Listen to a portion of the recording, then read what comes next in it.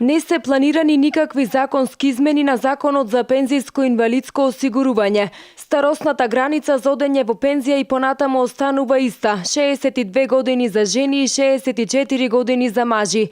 Ова го истакна актуелниот министер за труд и социјална политика Ибрахим Ибрахими во интервју за телевизија Нова. Откако последниве неколку дена актуелна беше темата за одредени иницијативи жените да може да се пензионираат на 59 години, а мажите на 61, според кој трошокот за надоместокот што ќе го добиваат 3 години додека да добијат статус на пензионери би паднал на товар на работодавците. Од страна на Министерството, каква и да е иницијатива во насока на намалување на годините за пензионирање ќе најде на негативен одговор, бидејќи нашата интенција е да создадеме стабилен пензијски систем во Република Македонија, но исто така и интенциите.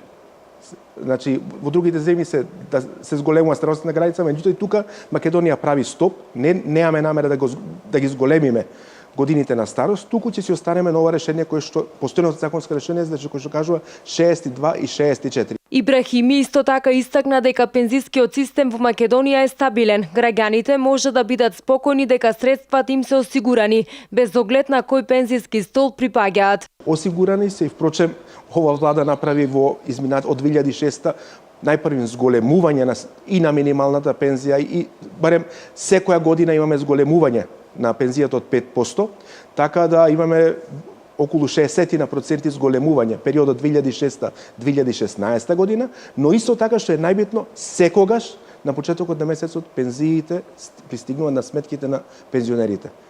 За разлика од порано, каде што имавме и дури намалување за тие фамозни 8%, сега можам слободно да кажам дека стабилноста е во тоа што се гледа најпарин во тоа што пензионерите ги примаат нивните пензии на почетокот до 5-6 најдоцна во текот на месецот. Изминатиот период група експерти, меѓу кои експерт од Светска банка, работеа на изработка на предлог измени на Законот за пензijско и инвалидско осигурување, кои се во насока на заштита на оние кои доброволно се пријавиле во вториот пензиски столб, но и на оние кои ќе одат по пензија со цел лицата да ја примаат вистинската пензија, додаде Ибрахими.